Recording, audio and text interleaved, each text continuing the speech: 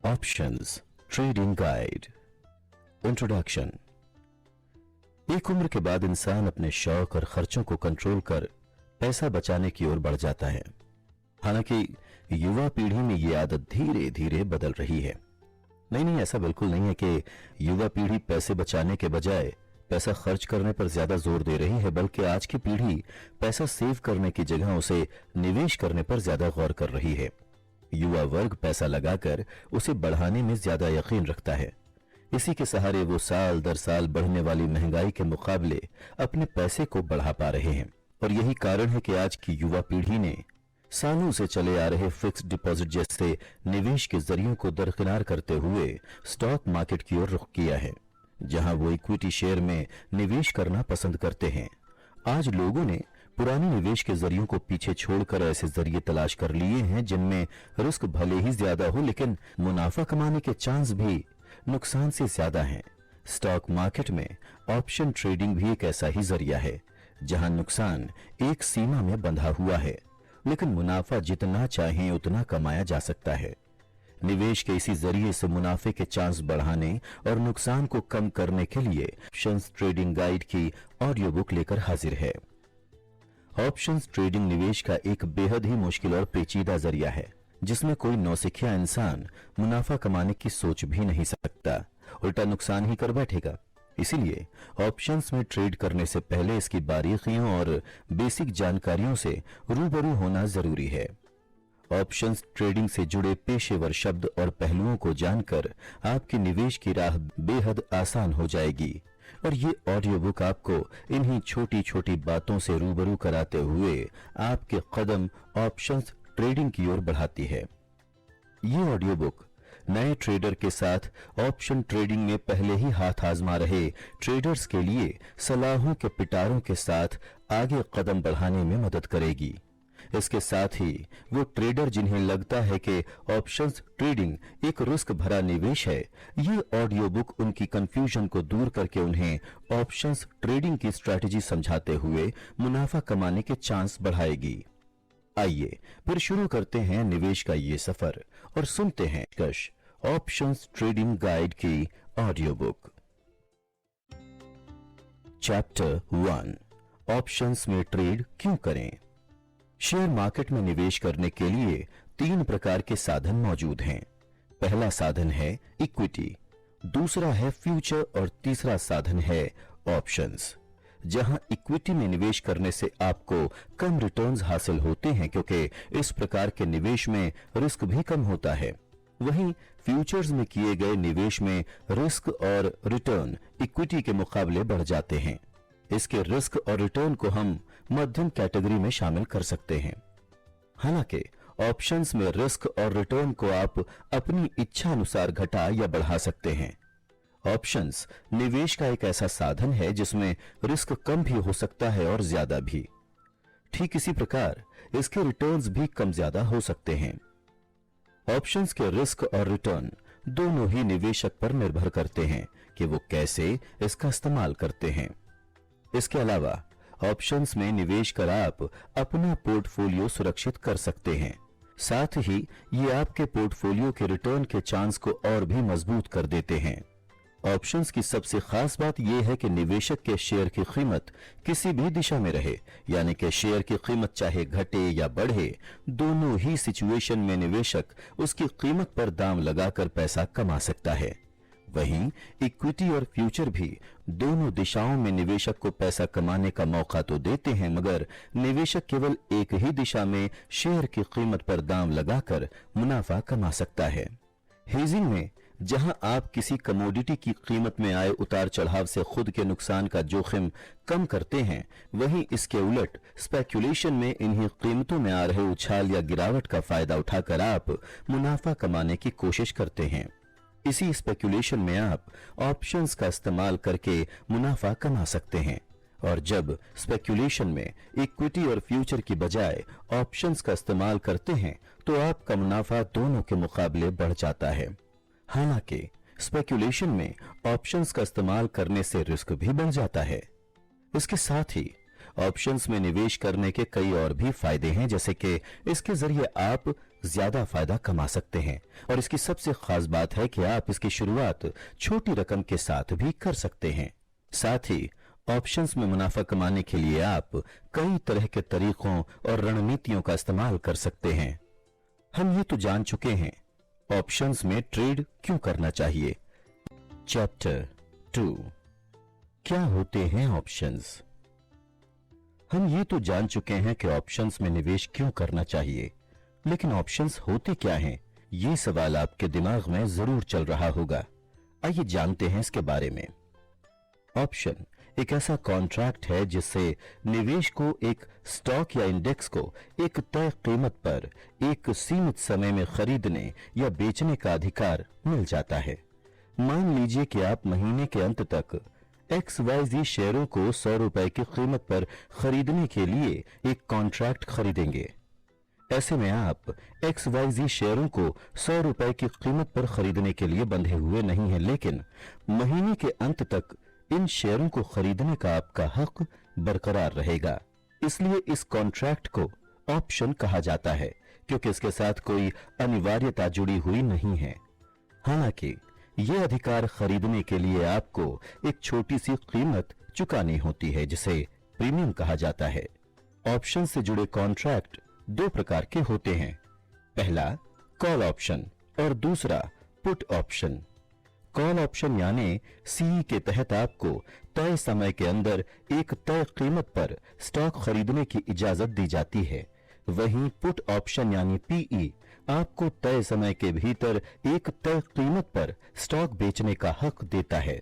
इन options को बेहतर तरीके से समझने के लिए हम असल जिंदगी के उदाहरण की मदद ले सकते हैं।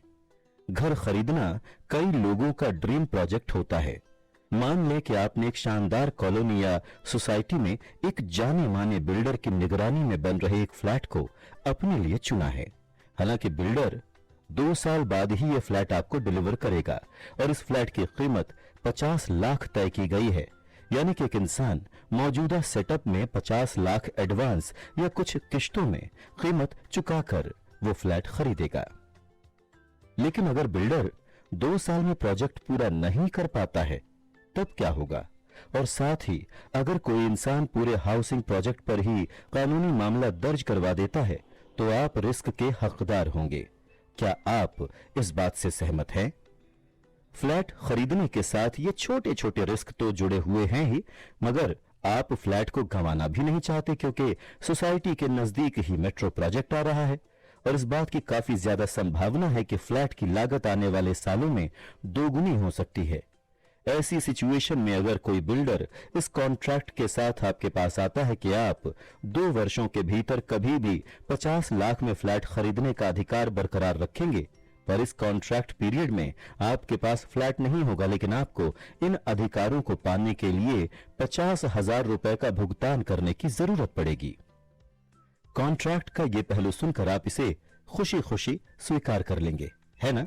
क्योंकि सिर्फ 50,000 रुपए खर्च करके आप अगले 2 साल के लिए 50 लाख में फ्लैट खरीदने का अधिकार बरकरार रखने का मौका पा रहे हैं। इसके अलावा सबसे बड़ी बात यह है कि आपके पास फ्लैट नहीं है और कोई भी समस्या आ खड़ी होती है तब आप हमेशा फ्लैट खरीदने से किनारा कर सकते हैं। अगर आप ऐसा करते हैं तो आपको केवल 50,000 रुपए का नुकसान होगा। लेकिन फ्लैट के इस प्रोजेक्ट में कोई दिक्कत नहीं आती है और इसके नजदीक मेट्रो प्रोजेक्ट भी शुरू हो जाता है तो फ्लैट की बेशक कीमत बढ़ जाएगी। आसान शब्दों में कहें तो मान लीजिए कि कीमत अभी 90 लाख है और आपके पास वही अपार्टमेंट 50 लाख में खरीदने का अधिकार है।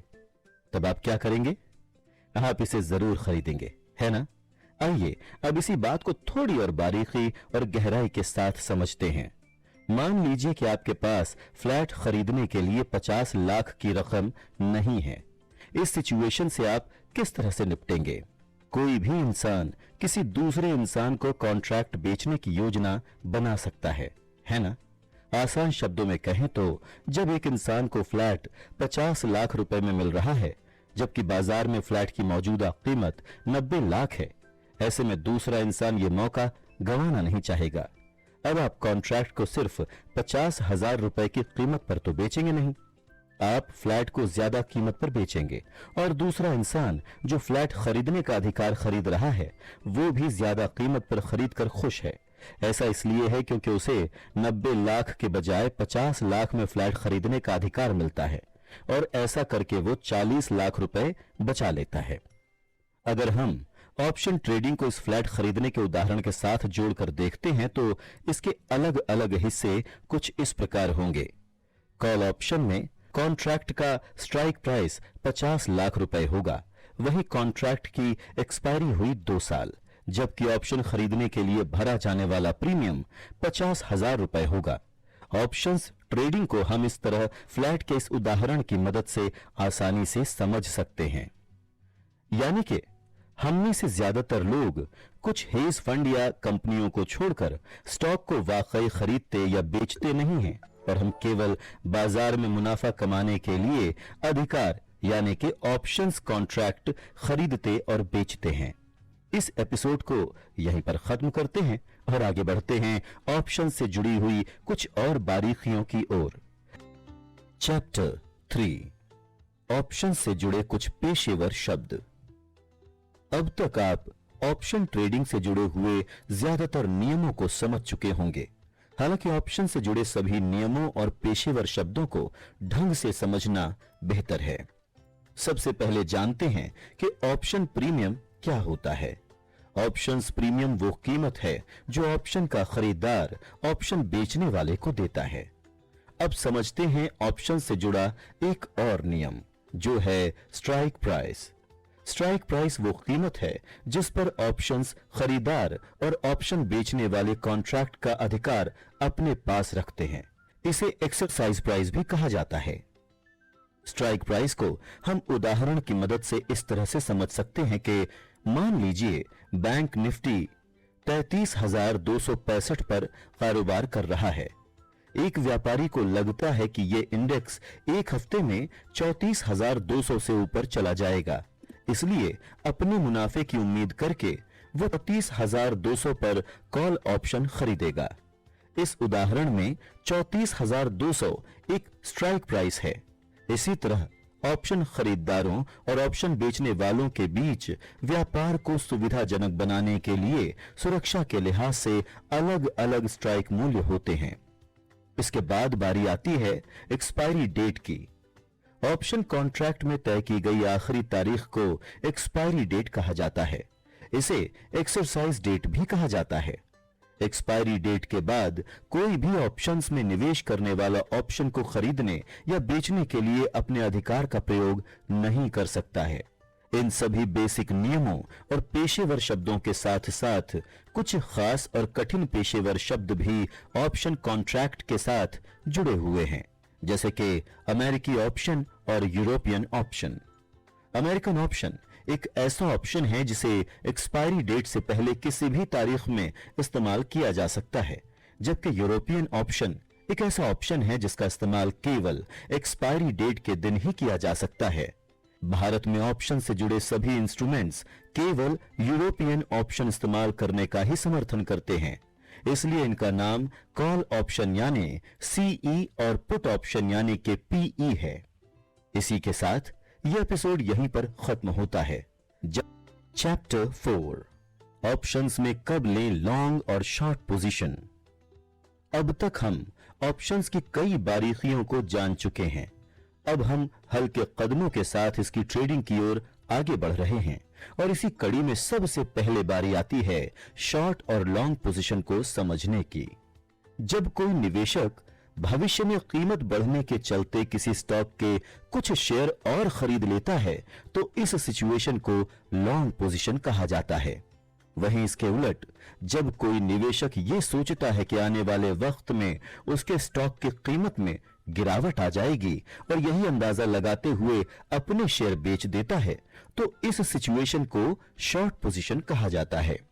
हालांकि ऑप्शंस और स्टॉक्स में पोजीशन लेना एक दूसरे से थोड़ा अलग है।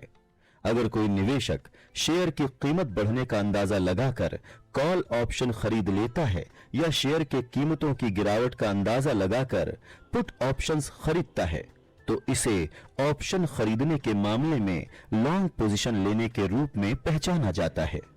वहीं दूसरी ओर मान लीजिए कि अगर कोई निवेशक कीमत नीचे जाने का अनुमान लगाते हुए कॉल ऑप्शन बेचता है या कीमतों में उछाल आने का अंदाजा लगाकर पुट ऑप्शन बेचता है, तो इसे ऑप्शन लेने के मामले में शॉर्ट पोजीशन लेना कहा जाता है। दूसरे शब्दों में कहें तो लॉन्ग कॉल जहां बुलिश नजरिए के लिए है, तो वहीं लॉन्ग पुट बियरिश अंदाज के लिए इस्तेमाल की जाती है। इसके उलट शॉर्टकट बुलिश अंदाज के लिए तो वही शॉर्ट पुट बुलिश अनुमान के लिए यूज की जाती है। उम्मीद करते हैं कि आप इस टेक्निक का फायदा उठाने में कामयाब होंगे। चैप्टर 5 आईटीएम, एटीएम और ओटीएम ऑप्शन। आइए जानते हैं ऑप्शन से जुड़े कुछ और नियम जिनके इस्तेमाल से आप ऑप्शन से ज्यादा मुनाफा कमा सकते हैं। सबसे पहले जानते हैं कि इन द मनी यानी कि आईटीएम ऑप्शन क्या है। आईटीएम ऑप्शन निवेशक या ऑप्शन होल्डर का मुनाफा बढ़ाने का काम करता है, लेकिन उसके लिए इसे तुरंत इस्तेमाल किया जाना चाहिए। इसे कॉल ऑप्शन और पुट ऑप्शन के हिसाब से अलग अलग सिचुएशन में इस्तेमाल किया जा सकता है। जैसे कि जब स्पॉट प्राइस स्ट्राइक प्राइस से ज्यादा हो, तब इसे कॉल ऑप्शन के लिए इस्तेमाल किया जाता है। इसके बारे में अधिक जानकारी के लिए आप अपनी स्क्रीन भी देखते रहें। वहीं जब स्पॉट प्राइस स्ट्राइक प्राइस से कम हो, तो इसे पुट ऑप्शन के लिए यूज किया जाता है। आपको बता दें कि स्पॉट प्राइस एक शेयर की मौजूदा कीमत को कहा जाता है। इन द मनी के बाद अब बारी है एट द मनी यानी कि एटीएम ऑप्शन को जानने की। तो क्या है एटीएम ऑप्शन? एटीएम ऑप्शन का इस्तेमाल तुरंत करने से कॉल ऑप्शन के हकदार का मुनाफा 0 हो जाता है।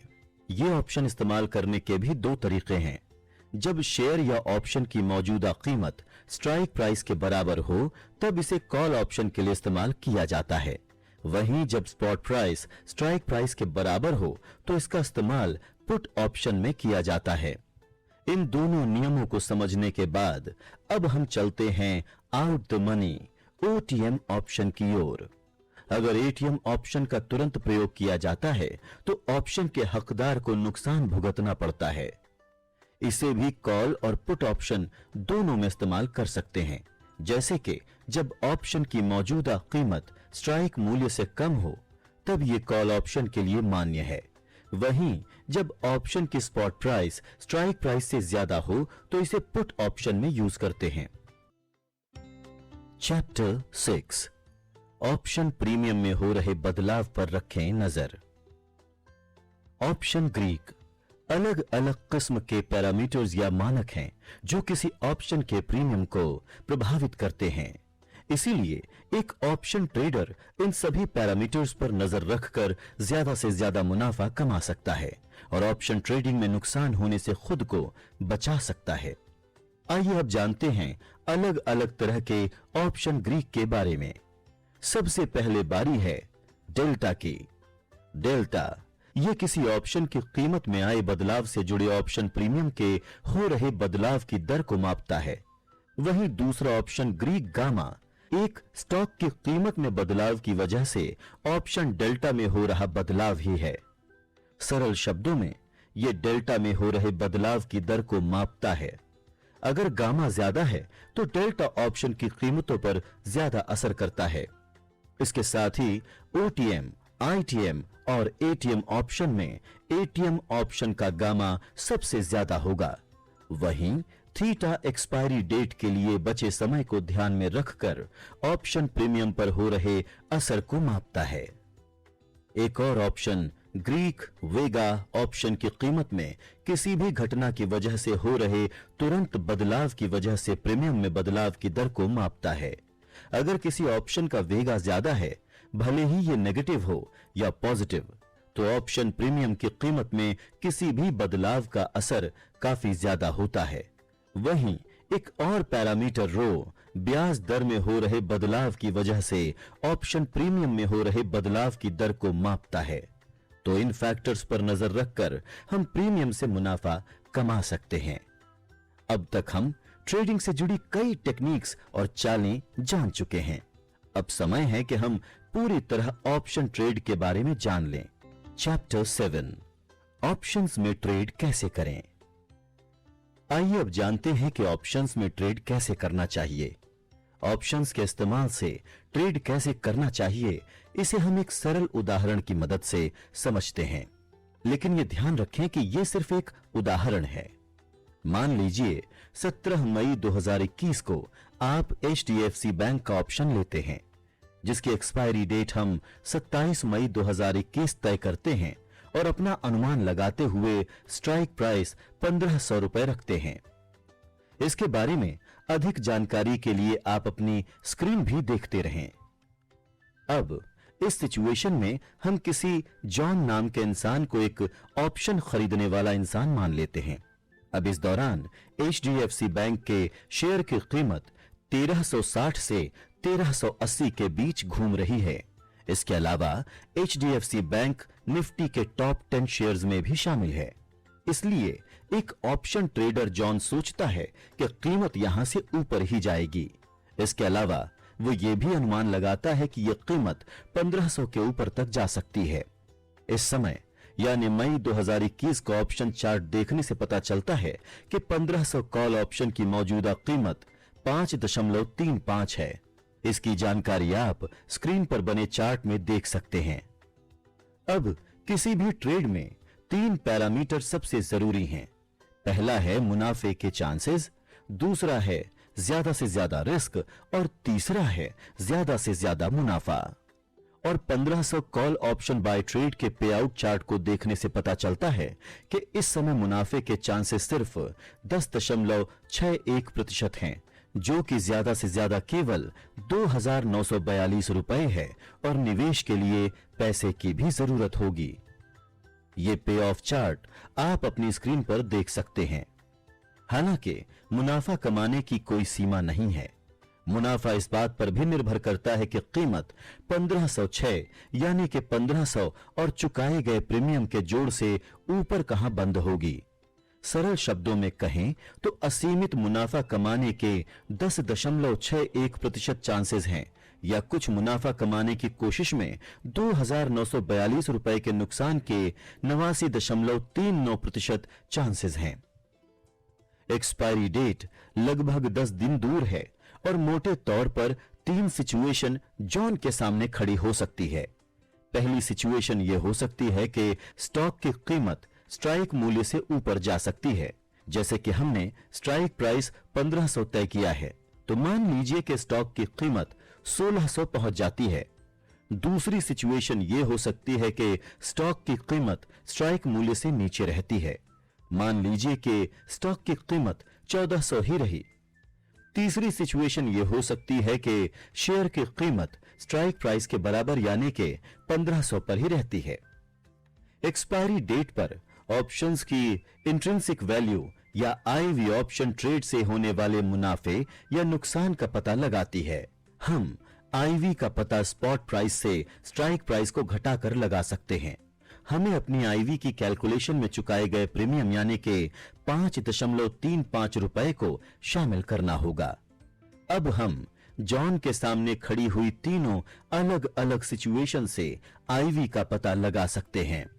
पहली सिचुएशन में जब स्टॉक की कीमत यानी कि स्पॉट प्राइस 1600 रुपए है, तब 1600 रुपए के स्पॉट प्राइस से 1500 रुपए के स्ट्राइक प्राइस और 5.35 रुपए का प्रीमियम घटाकर आईवी 94.65 निकल कर आएगा, यानी कि हमारा मुनाफा हुआ 94.65 रुपए।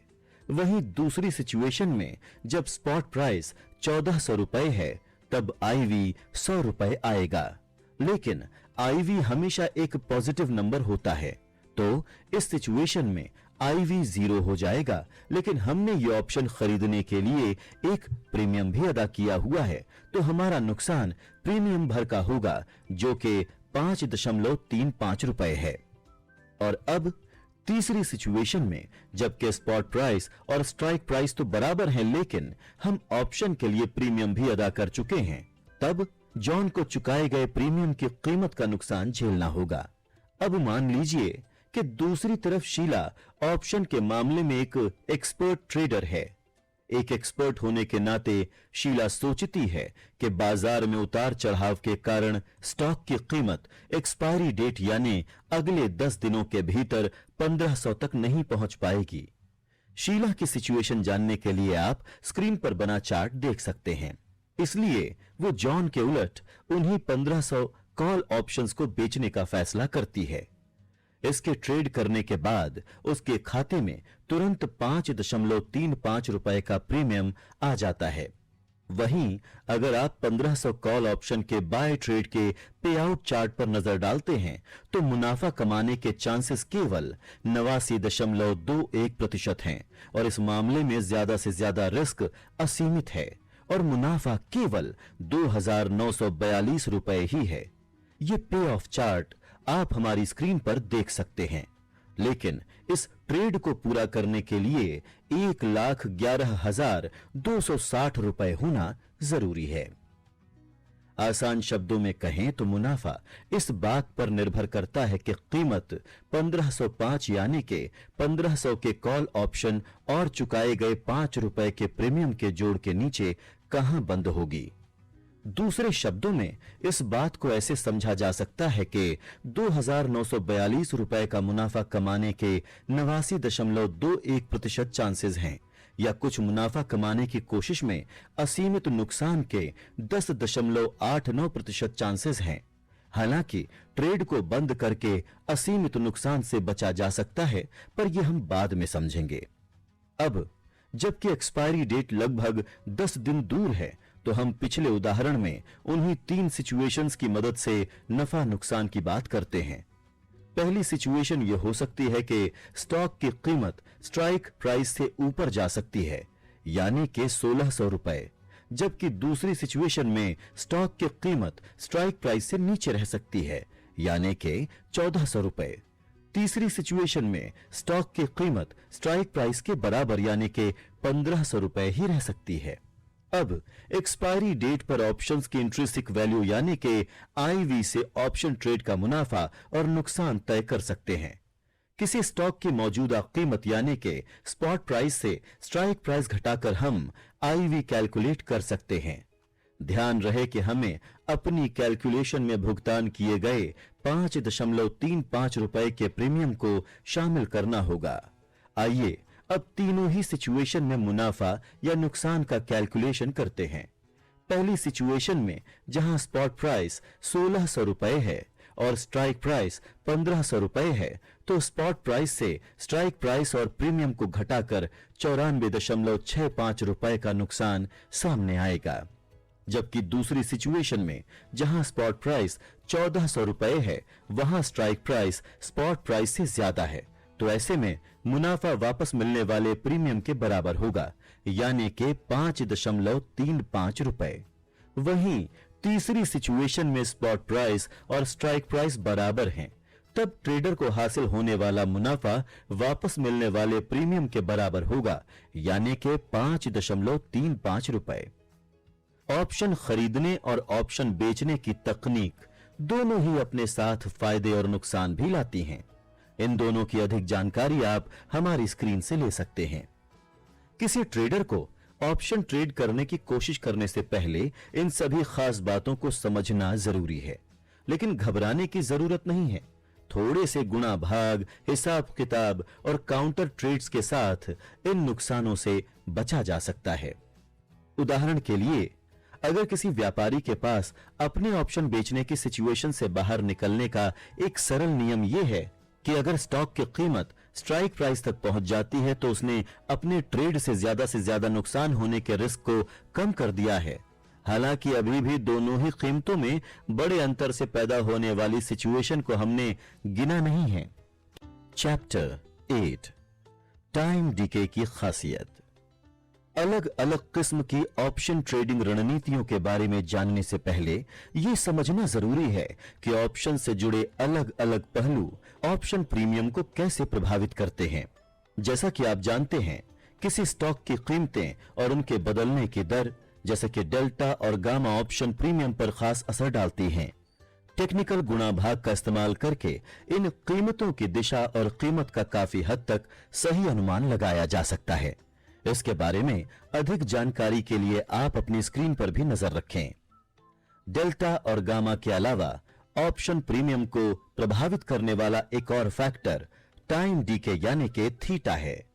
टाइम डीके ऑप्शन बेचने वालों के पक्ष में काम करता है। जब ऑप्शन कॉन्ट्रैक्ट एक्सपायरी डेट के करीब होता है तो ये और भी खतरनाक हो जाता है। एक्सपायरी डेट के समय सभी ओटीएम ऑप्शन जल्दी से जीरो हो जाते हैं और कई ऑप्शन बेचने वाले ट्रेडर इस कदम से कुछ मुनाफा कमाने की कोशिश करते हैं। इस वजह से ऑप्शन सेलिंग ऑप्शन खरीदने के मुकाबले सबसे ज्यादा मुनाफा कमाने के ज्यादा मौके देता है। इस बात को हम उदाहरण की मदद से ऐसे समझ सकते हैं कि एक ट्रेडर हिसाब लगाता है कि अगले कुछ दिनों में स्टॉक ऊपर जाएगा, इसलिए वो अपनी जेब में प्रीमियम लाने के लिए पुट ऑप्शन बेचने का फैसला करता है। अब वो पैसा तभी गंवाएगा जब कीमत उसके ऑप्शन की स्ट्राइक प्राइस से नीचे ट्रेड करना शुरू कर देगी। अन्य सभी मामलों में यानी जब कीमत ऊपर की ओर जाती है या कीमत ऊपर नीचे हो जाती है तब भी वो पैसा कमाएगा। ऑप्शन बेचना यूं तो अपने साथ असीमित रिस्क लेकर आता है। हालांकि एक ट्रेडर इस रिस्क को दो तरह से कंट्रोल कर सकता है। पहला तरीका है कि वो स्टॉप लॉस के साथ खरीदने का ऑर्डर दे और दूसरा तरीका यह है कि वो हेजिंग की मदद ले। ऑप्शन बेचने वाला ट्रेडर केवल तभी पैसा गंवाएगा जब कीमत उसके अनुमान के उल्टी दिशा में तेजी के साथ बढ़ती है। चैप्टर 9 स्ट्राइक प्राइस का महत्व। ऑप्शंस ट्रेडिंग की रणनीतियों पर नजर डालने से पहले ऑप्शन से जुड़े पहलुओं की बारीकियों को ढंग से समझते हैं। ऑप्शन के खास पहलू स्ट्राइक प्राइस को ट्रेडिंग में बहुत अहम माना जाता है। स्ट्राइक प्राइस वो तय की हुई कीमत है जिस पर इंस्ट्रूमेंट जैसे स्टॉक या इंडेक्स को खरीदा या बेचा जा सकता है। जब कोई ट्रेडर कॉल ऑप्शन खरीदता है तो वो पहले से तय की गई कीमत पर स्टॉक या इंडेक्स खरीदने का अधिकार खरीद रहा होता है। मान लीजिए कि आपने एक ही कॉल ऑप्शन को उसी स्ट्राइक प्राइस और उसी एक्सपायरी पर बेचने का फैसला किया है। इससे यह पता चलता है कि आप खरीदार को पहले से तय की गई कीमत यानी कि स्ट्राइक प्राइस पर स्टॉक खरीदने का अधिकार बेच रहे हैं और इसीलिए आपको एक प्रीमियम हासिल होता है। स्ट्राइक प्राइस भी ऑप्शन ट्रेडिंग में एक खास भूमिका निभाता है। इसकी खास बात यह भी है कि अगर कोई स्टॉक या इंडेक्स स्ट्राइक प्राइस तक नहीं पहुंचता है तो प्रीमियम जीरो हो जाता है। लेकिन अगर आप स्पॉट प्राइस से बहुत अंतर वाला स्ट्राइक प्राइस चुनते हैं तो आपको कम प्रीमियम हासिल होगा जो आपके ट्रेड के मुनाफे को कम करता है। इस बात को हम एक उदाहरण की मदद से ऐसे समझ सकते हैं। मान लीजिए कि 18 मई 2021 को निफ्टी इंडेक्स 15,000 पर है। तब एक ऑप्शन बेचने वाला ट्रेडर एक मंदी की चिंता की वजह से कॉल ऑप्शन को बेचने का फैसला करता है। इसके बारे में अधिक जानकारी के लिए आप अपनी स्क्रीन पर भी नजर रखें। वहीं एक्सपायरी डेट के लिए 3 दिन बचे हुए हैं। इस एक्सपायरी समय में हम 18 मई को भी शामिल करेंगे क्योंकि 18 मई की सुबह के 10 ही बजे हैं। अगर ट्रेडर 15,400 पर कॉल ऑप्शन बेचता है तो उसे 6.3 का प्रीमियम मिलेगा और अगर वो 16,000 कॉल ऑप्शन बेचता है तो उसे 1.0 का प्रीमियम मिलेगा। इसलिए अगर वो 6.3 पर 15,400 कॉल का ऑप्शन चुनता है तो ट्रेड के लिए मुनाफा अच्छा होगा, लेकिन कीमत 15,400 से ऊपर बंद होने के ज्यादा चांसेस हैं। लेकिन अगर वो 16,000 कॉल का ऑप्शन चुनता है तो मुनाफा कम होता है। लेकिन इस बात के काफी ज्यादा चांसेस हैं कि निफ्टी 16,000 के ऊपर बंद नहीं होगी। तो एक ट्रेडर को अपने ट्रेड में इन दो पहलुओं को बैलेंस करना होगा। पिछले उदाहरण में अगर ट्रेडर 15,500 या 15,600 कॉल का ऑप्शन चुनता है तो वो 16,000 के मुकाबले 15,400 चुनकर अभी भी अपने ट्रेड के लिए बेहतर मुनाफा कमाने के चांस को बढ़ा सकता है। इस एपिसोड को यहीं खत्म करते हैं। जानेंगे कुछ और तरीके इस ऑडियो बुक के अगले एपिसोड में। आप सुनते रहिए options trading guide audio book